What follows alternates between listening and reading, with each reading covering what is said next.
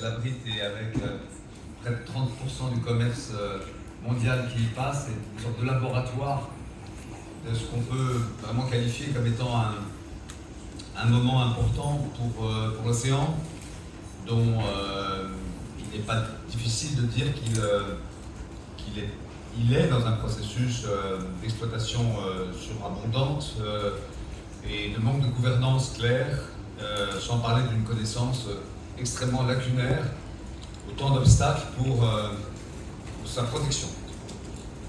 Alors, à l'heure où le multilatéralisme est mis à mal dans toutes les enceintes, y compris onusiennes, à l'heure où la science fait l'objet d'un déni d'un certain nombre de grands États, nous avons voulu à Nice, tous ensemble, avec le Costa Rica, avec les Nations Unies et avec une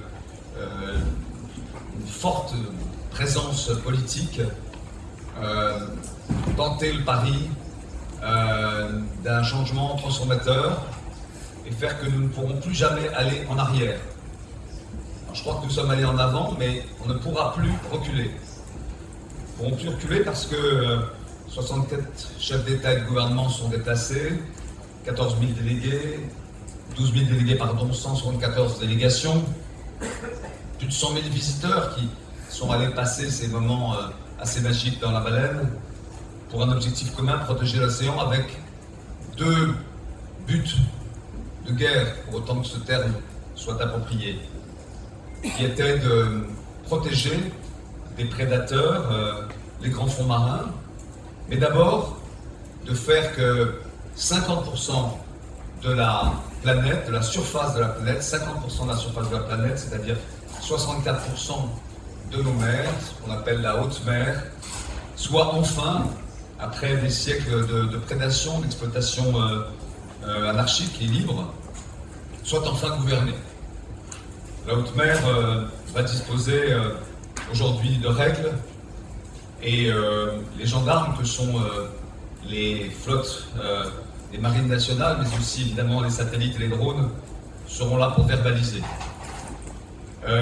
Ce succès, je m'exprime évidemment au nom du président de la République, dont je suis l'envoyé spécial, et des ministres Pannier-Runacher et Barrot, qui ont fait un travail que vous avez pu voir sur le terrain tout à fait important de mobilisation. Cet objectif était le nôtre. Comme vous le savez, l'océan est un bien commun. C'est une copropriété. Il n'appartient à personne, sauf en ce qui concerne les zones exclusives économiques qui, en 1982, ont fait l'objet du traité UNCLOS, de la Convention du droit de la mer, laquelle a mis quand même 12 ans pour obtenir les 60 ratifications de pays qui ont fait qu'il est entré en vigueur en 1994. Cette copropriété, d'une certaine manière, l'important c'est d'avoir le maximum de millièmes, comme dans toute assemblée générale. Alors il peut manquer un pays, mais dans le fond, ça n'est qu'à 7 à 8% des voix. C'était 92% des copropriétaires qui étaient présents aujourd'hui à Nice et qui ont décidé, considérant leur propre zone exclusive économique, qu'ils devaient s'engager pour protéger l'espace commun, la grande cour, qui n'est plus une cour de récréation, mais qui est une cour aujourd'hui protégée à travers le traité BBNJ. Ce traité, vous savez, il a mis 15 ans pour être négocié. Je voudrais rendre hommage à Renali et à toutes les équipes qui ont travaillé durement, les pays qui ont porté en 2022, dans un moment complexe, 2023, pardon, un accord sur un texte qui a fait l'objet d'un certain nombre de signatures, mais ce traité n'a aucune valeur s'il n'est pas mis en œuvre, et le 23 septembre 2025, il y aura la cérémonie officielle à New York de ce que nous appelons déjà le traité de Nice, le traité sur la haute mer, puisque aujourd'hui à ce jour, 56 pays ont ratifié sur le plan national ce traité, 14 s'apprêtent à le ratifier avant le 23 septembre, 14 pays supplémentaires, ce qui en fera 70, et donc nous avons aujourd'hui 52, je crois, ou 51 pays, c'est toujours difficile de savoir avec le décalage à New York, qui ont déposé cet instrument de ratification. Et l'ensemble des pays dont je vous parle, 70 pays, seront donc présents le 23 septembre pour la cérémonie officielle de ratification, non pas de ratification, mais en tout cas d'implémentation de ce traité. C'est une victoire considérable. C'est très difficile de travailler en ce moment sur l'océan, quand les États-Unis sont aussi peu partie prenante. Mais il y a eu des bonnes surprises dans cette conférence, la présence du président argentin, le président Milei et son soutien, l'engagement de la Chine à ratifier BBNJ, l'Indonésie qui l'a ratifié il y a maintenant quelques heures, et donc c'est gagné. C'est gagné, ceci va nous permettre de dérouler un agenda dont je voudrais vous donner tout de suite les éléments précis. Comme vous le savez, il faut 120 jours à partir de l'obtention des 60 ratifications. Je pense que ces 60 ratifications déposées, nous les aurons avant le 23 septembre. Et à partir de là, il faut donc grossièrement 4 mois. Et c'est donc début janvier que ce traité sera mis en œuvre. Et le secrétaire général des Nations Unies s'est engagé auprès du président de la République à convoquer la première COP, la COP 1, la COP 1 de l'océan, avant la fin 2026, probablement à l'automne 2026. Elle sera à New York, elle permettra de déterminer le secrétariat. Il y a actuellement 2 candidats, comme vous le savez, Bruxelles et Valparaiso. À partir de là, les choses sérieuses commencent. Travailler sans un instrument contraignant, c'est impossible. Ça ne repose que sur la bonne volonté ou sur la vertu d'un certain nombre de pays. La COP 1 de l'océan, au moment où la COP 30 du climat aura fermé ses portes à Belém, vous montre à quel point nous sommes en retard sur ce sujet de l'océan. D'une certaine manière, Nice aurait été pour l'océan ce que Rio aurait été pour les conventions sur la biodiversité, sur la désertification et le climat. Un acte fondateur. Cet acte fondateur nous permettra de peser tout notre poids, notamment à travers la constitution d'un groupe de 20 pays aujourd'hui, donc je pense qu'ils seront évidemment plus nombreux au moment de la COP, de 20 pays, des Ocean Champions, qui auront coché 2 critères qui nous paraissent le minimum de preuves d'amour.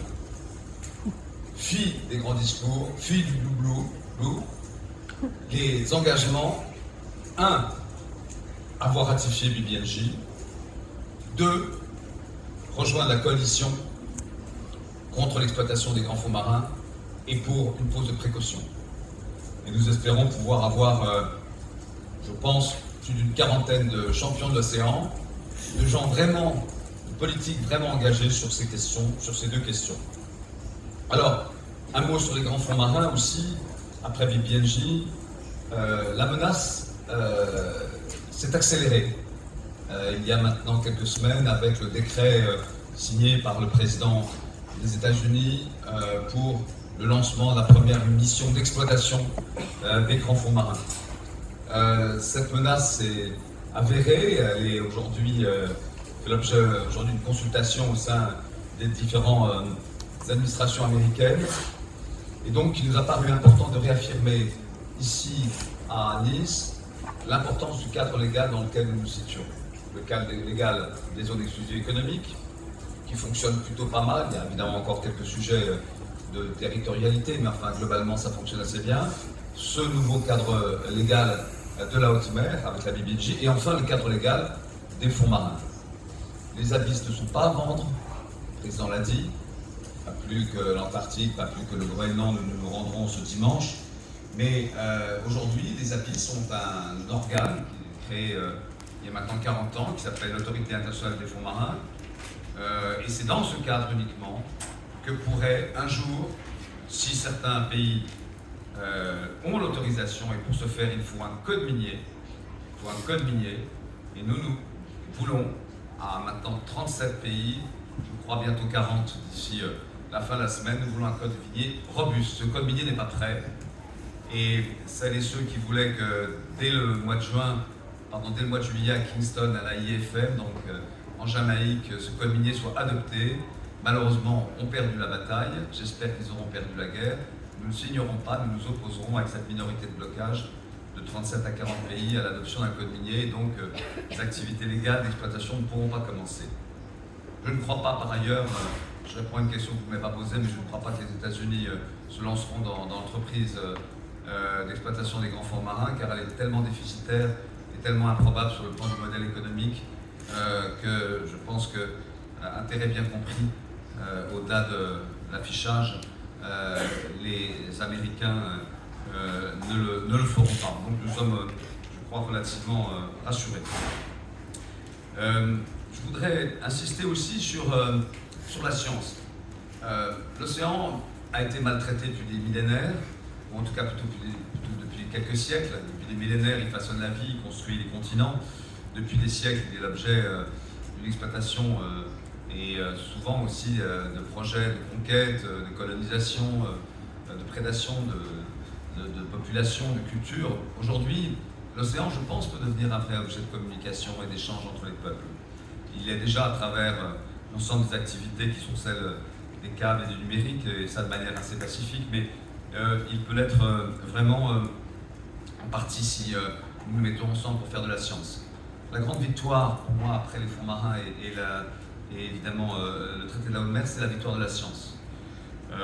Nous avons lancé donc à Nice ici à travers le pacte européen pour l'océan, qui a été présenté par Mme von der Leyen, et à travers le soutien de pays importants comme l'Inde et la Chine, qui a décidé de rejoindre ce programme, cette mission, un grand programme d'exploration, la mission Neptune.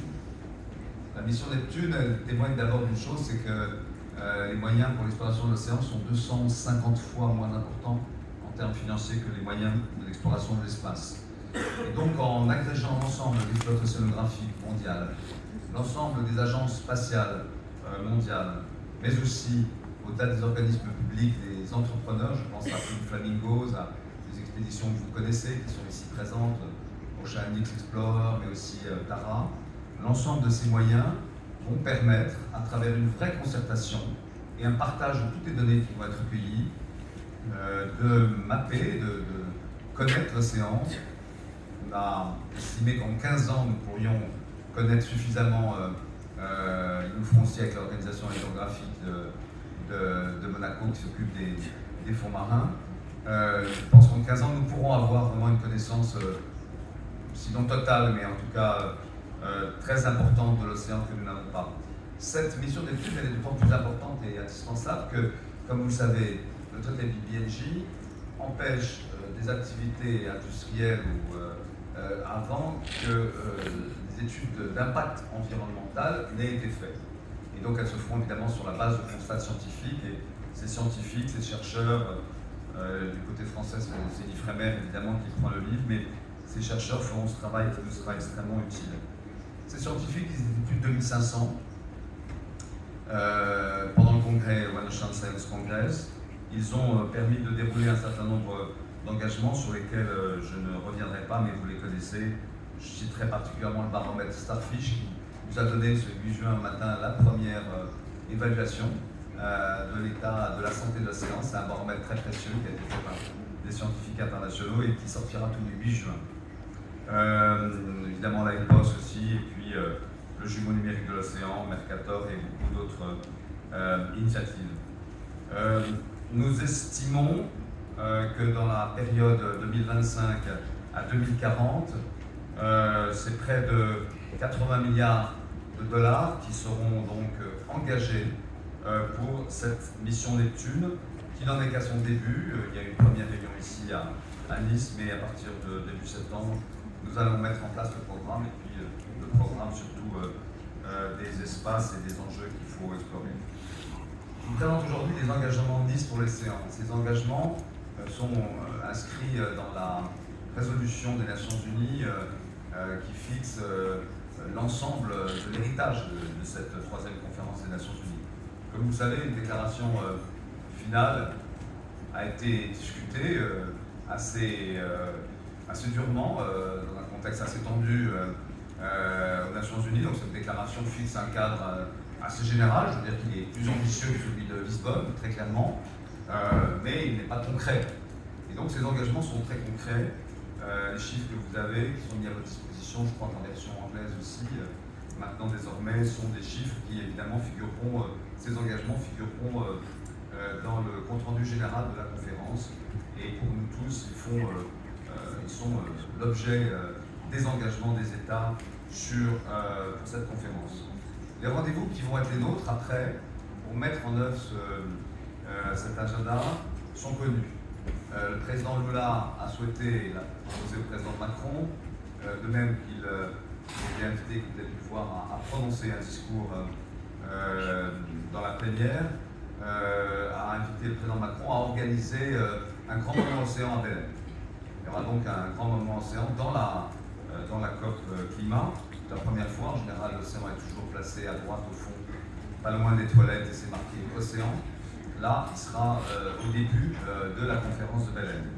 Et puis pour nous, le prochain rendez-vous, ça n'est pas tant une COP 4, donc probablement elle aura lieu, mais quand on voit bien les limites, dans la mesure où nous ne sommes pas dans un cadre contraignant, et ça sera évidemment la COP 1 de l'océan. Donc en septembre 2026, nous sommes déjà en train de travailler, Agnès Pannier-Runacher, avec certains de ses collègues européens, mais aussi quelques autres pays étrangers, à une proposition de planification de la marine protégée sur l'ensemble des 64% de la mer. Ça fera certainement l'objet de beaucoup de discussions, de beaucoup de tensions, mais enfin, on se battra dans une enceinte qui, à l'issue de la COP, permettra d'avoir des engagements fermes sur ces questions. Je ne vais pas reprendre l'ensemble des engagements, vous les avez sous les yeux.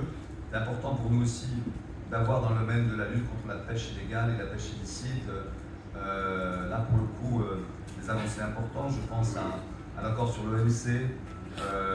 On n'est qu'à 103 États, il nous en manque aujourd'hui, je crois, 8. 5 sont sécurisés. Donc je pense que d'ici la fin de l'année, nous aurons les 111 États qui permettront de ratifier cet accord qui mettra fin aux subventions illégales à la pêche. L'accord du Cap, normalement avec, qui semble être le soutien que l'Indonésie va nous apporter, nous avons le nombre de pays nécessaires, mais pas le nombre de bateaux, de flottes, et l'engagement de l'Indonésie devrait permettre aussi une entrée en vigueur à la fin de l'année. Enfin, ce n'est pas négligeable, sans vouloir nommer trop souvent la Chine, mais la Chine a annoncé sa ratification d'un traité qui s'appelle le Post-State Measure Agreement, le PSMA, qui est un instrument de la FAO qui compte aujourd'hui 82 parties. L'OIT, l'Organisation internationale du travail, est venue ici à la personne de son directeur général. Il y avait une trentaine de directeurs et de secrétaires généraux des Nations Unies pour aller plus loin, évidemment, dans la réduction des risques de travail forcé, de traite des êtres humains, des accidents en mer. Cette question sociale est extrêmement importante. Elle a été rappelée, elle est portée là par des États, notamment le Royaume-Uni, la France, d'autres pays comme la Côte d'Ivoire et la Belgique qui ont rejoint cette coalition, mais aussi des ONG qui, elles, sont allées un peu plus loin que nous. Je dois dire, mais je veux signaler leur combat, et il me paraît un combat très respectable qui porte évidemment sur le respect des personnes et des droits humains, mais aussi sur la reconnaissance juridique de l'océan comme un espace humanitaire. C'est l'organisation SES Méditerranée qui était présente ici, qui a porté cet engagement, et nous allons aider à ce qu'il puisse être pris, adopté par un certain nombre de pays. La question donc de la pêche, la question de la science, je l'ai évoquée. Peut-être quelques mots sur les questions économiques, qui sont évidemment très importantes. Le Blue Economy and Finance Forum était le deuxième événement préalable de la conférence. C'était un format complètement nouveau, puisque cette conférence normalement dure 5 jours. Il y a des panels qui s'appellent des panels dialogue interactif à Lisbonne. On a souhaité que ces panels soient des panels d'action, mais surtout ces 3 événements. Le Blue Economy and Finance Forum a donc engagé un certain nombre de partenaires à travers des philanthropes, des investisseurs privés, des banques publiques pour un montant de 8,7 milliards d'euros de soutien à l'économie plus durable. La moitié de ces financements est issue d'investisseurs et de philanthropes qui sont réunis d'ailleurs au sein d'une initiative originale que je voudrais saluer, qui s'appelle Philanthropies and Investors for the Ocean, dont l'objet de mobiliser encore plus de financement privé pour l'océan. Une vingtaine de banques publiques qui représentent 7,5 milliards de dollars par an d'investissement sur la finance bleue sont réunis pour la première fois au sein d'une nouvelle coalition qui s'appelle Océan du Finance in Common. Enfin, 80 organisations ont approuvé, qui viennent de 25 pays, ont approuvé un appel à action qui s'appelle Business in Ocean, avec des entreprises donc, qui s'engagent à intégrer les risques, les opportunités liées à l'océan et à divulguer leurs impacts sur l'environnement marin, investir dans des solutions favorables. Je dirais que les entreprises étaient présentes, très présentes. C'est d'abord une conférence des Nations Unies, mais sur la question du tourisme, comme vous le savez, la moitié des revenus de l'économie bleue n'est pas si durable que ça, puisque la moitié des revenus sur de l'économie bleue sont dus à l'exploitation des hydrocarbures, des énergies fossiles et du tourisme. Alors sur l'exploitation des énergies fossiles, c'est évidemment pas l'objet de cette COP, de cette UNOC Océan. Et enfin, nous répétons à l'envi que c'est folie de continuer à exploiter ces énergies fossiles. Étant ambassadeur des pôles moi-même, je peux vous témoigner l'effondrement année après année de cette calotte glaciaire du Groenland. On le voit de ses yeux, on le voit en Antarctique évidemment, et avec le réchauffement thermique, la dilatation des eaux, la perspective n'est plus d'1 mètre d'élévation du niveau de la mer à la fin de ce siècle, elle sera probablement de 2, de 3, qui sait.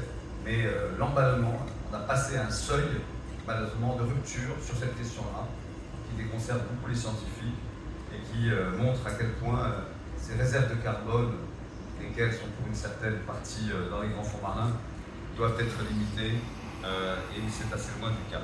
On est assez loin encore de ce arrêt. La bonne nouvelle, c'est évidemment la confirmation par les armateurs qui étaient présents ici. Donc il y avait, je crois, 80% des armements mondiaux, notamment des porte-containers avec les grandes compagnies européennes et chinoises et asiatiques, qui ont confirmé leur accord, qui était déjà connu à partir du mois d'avril, au mois de mai, je crois, à l'Organisation maritime internationale, d'un agenda de décarbonation totale, zéro carbone en 2050, aux horizons 2050. Alors nous sommes évidemment pour que ce ne soit pas aux horizons, mais que ce soit en 2050, et si possible après. Et les discussions qu'on a eues à Monaco, il semble que d'ici 1 ou 2 ans, pourront trouver une nouvelle énergie qui sera plus au fioul lourd, si polluant, mais qui sera donc, après des investissements importants de la part des armateurs, qui permettra d'arriver à cette perspective de zéro carbone. Le tourisme, en effet, je crois qu'il faut faire beaucoup. Nous sommes un grand pays de tourisme en France, mais partout dans le monde, le tourisme est un facteur d'aggravation de la production d'émissions de carbone. Et donc, les grandes entreprises pionnières de réseau du tourisme et du transport maritime se mettent à travailler sur un pacte pour un tourisme bleu durable. Et leurs premiers travaux commencent en septembre.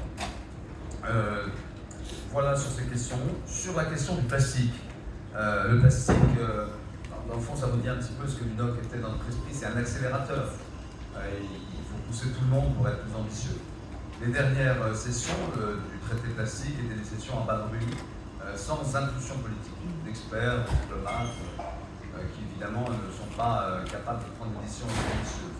Ce qui est clair aujourd'hui, c'est qu'avec la mobilisation et la présence de 115 ministres de l'Environnement à Nice et l'engagement de 96 d'entre eux pour une déclaration intitulée, vous avez vu, Nice Wake Up Call for an Ambitious Plastics Treaty, va permettre, croisons les doigts, que à Genève, donc début août, il y aura un été vraiment chaud, Kingston, puis après Genève, qu'à Genève, nous puissions amener des pays, on a beaucoup travaillé avec le Brésil notamment, producteur d'hydrocarbures, certains pays comme l'Arabie Saoudite seront certainement plus difficiles à convaincre, un traité important dans la réduction de la production.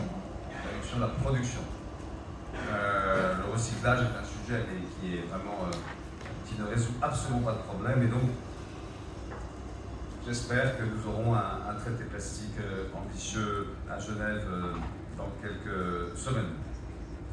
Je ne rentrerai pas sur l'ensemble des projets liés à la Méditerranée, mais sur l'extension d'aires marines protégées. C'est le 3e lot finalement des océans, après les fonds marins et puis la colonne d'eau, de propres espaces.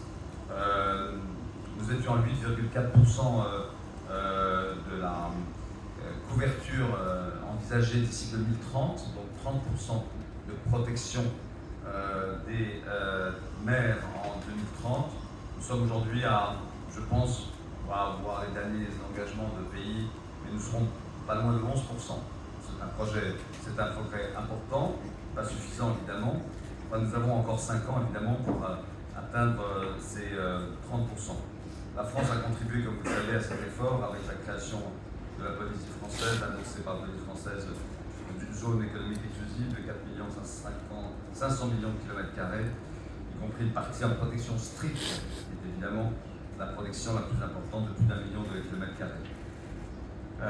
Et à l'horizon 2026, donc l'année prochaine, notre 78% de la zone économique exclusive le seront en France par des aires marines protégées, donc 14,8% en zone de protection forte. Le président de la République, comme vous l'avez vu, n'a pas hésité à parler d'activités destructives comme le chalutage de fond.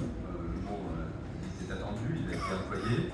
Et nous avons travaillé sur un certain nombre de cartes, de zones cartographiées, sur une base scientifique et concertée avec les pêcheurs. Le mouvement que sortent des chalutation, il est en route.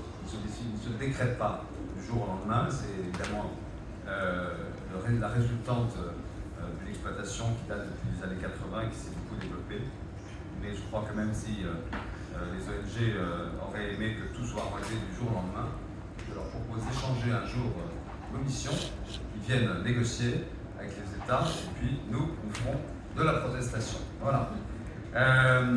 Les raies et les requins, comme vous le savez, grâce à WWF et d'autres organisations, l'UICN, une grosse mobilisation a été mise en route pour enrayer l'extinction des requins et des raies les plus menacés. L'UICN sera un moment important à Abu Dhabi.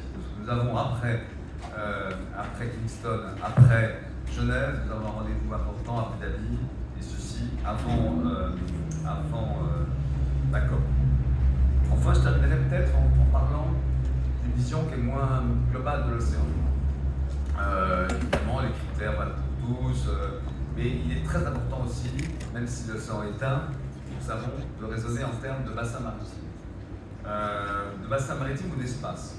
Je pense par exemple qu'il y a des espaces très menacés qui sont, vous savez, les espaces insulaires, mais notamment les deltas. Pour la première fois, sous la présidence du Premier ministre du Vietnam et effective du président de la République d'Irak, le président de la Colombie devait être avec nous, mais il est le 65e chef d'État que nous attendions, mais il y a eu un attentat dans son pays. Mais on consacrait un travail important sur un pacte de collaboration entre tous ces pays qui disposent d'États importants. Pollution sonore aussi, sujet qui est important pour la Méditerranée, sur lequel un engagement sur la pollution du MI a réuni 37 États. Alors, les régions, l'Union européenne, nous ne sommes pas des nains. La première puissance, le premier domaine maritime au monde, c'est l'Union européenne. Ce ne sont pas, pardon, les États-Unis, pas la France non plus. Et l'Union européenne, avec ses 25 millions de kilomètres carrés, a lancé pour la première fois un Blue Deal après le Green Deal, qui demande maintenant à être financé, mais s'est engagé. Et donc en 2027, un paquet financier sera prévu pour un certain nombre de sujets sur la restauration de la santé de l'océan, la gouvernance, la compétitivité durable, les communautés côtières insulaires, la sécurité maritime, la recherche océanique et notamment le jumeau numérique et la grande mission d'études qui seront financés aussi par l'Union européenne. Et donc l'engagement de l'Europe est important. La Méditerranée et la Convention de Barcelone donc, a célébré ses 50 ans, mais peut-être plus important encore, l'engagement pour la première fois de l'Afrique, de manière très importante. Merci d'ailleurs au Maroc, qui avait préparé une grosse consultation régionale africaine de l'UNOC, mais la présence de 45 États, dont 13 chefs d'État et de gouvernement, le secrétaire général des Nations Unies, nous permettent d'avoir, au-delà d'une déclaration pour l'Afrique, le lancement d'un pacte pour une Afrique peu durable qui sera présenté à Tanger, dans le cadre du Blue Africa Summit, en octobre 2026. Donc va être un plan, une feuille de route, qui sera approuvée par le maximum d'États, du développement de l'économie bleue à l'échelle africaine. Ces pays sont, comme vous le savez, souvent l'objet de prédation, mais aussi de rachat de leur licence de pêche, et donc je pense qu'il y a évidemment le Forum mondial des îles qui s'est réuni, 30 États, pendant 3 jours. Évidemment aussi l'engagement, mais là qui est plus franco-pacifique avec le sommet Pacifique-France et la présence très importante, je voudrais saluer l'ensemble de ces chefs d'État qui étaient ici présents. Et puis je terminerai par tous les autres. Tous les autres, c'est ceux qui, dans le fond, nous ont permis d'avoir ces succès. D'abord les élus locaux. Je pense que peut-être que dans leur capitale, qui ne sont pas toujours maritimes, les chefs d'État ne voient pas l'urgence, alors que les maires et gouverneurs des régions littorales et côtières le voient, le vivent. Édouard Philippe, en ce moment, travaille à relever les quais du Havre.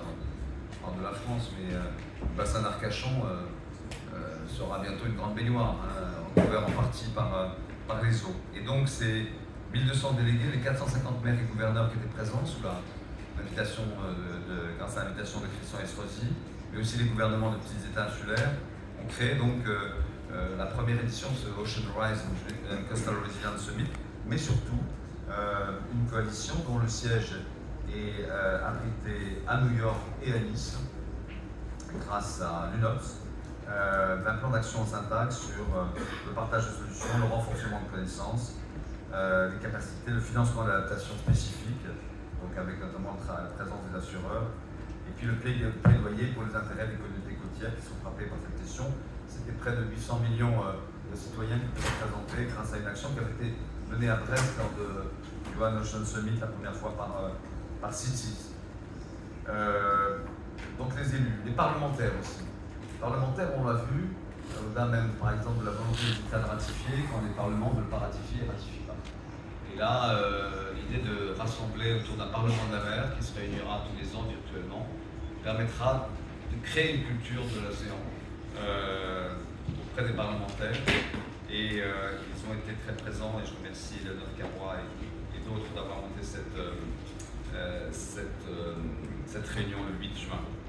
Enfin, il était vraiment important pour nous que les communautés autochtones, que les communautés océaniques soient présentes, et pour ceux qui étaient là le 8 juin, vous avez pu voir leur appel, et de même que ceux des Women Action for the Ocean.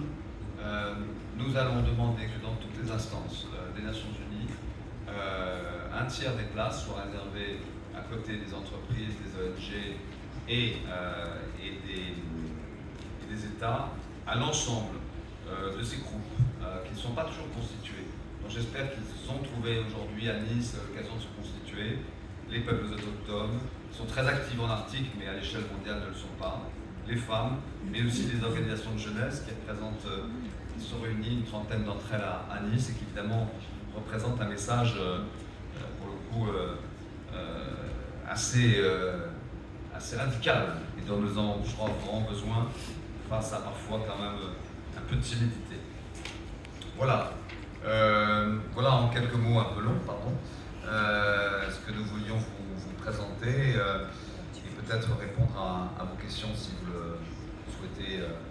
Maintenant, il y aura aujourd'hui donc la plénière de conclusion, l'adoption au nom de la déclaration finale, et puis la présentation des engagements de Nice, qui sont le document que vous pouvez vraiment nous remettre sous le nez régulièrement pour nous dire où en est-on de la coalition du tourisme, où en est-on des engagements financiers des entreprises. Je crois qu'il ne faut jamais lâcher la pression.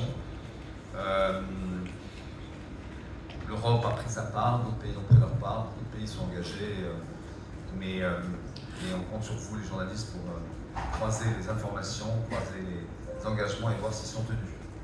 Merci à vous.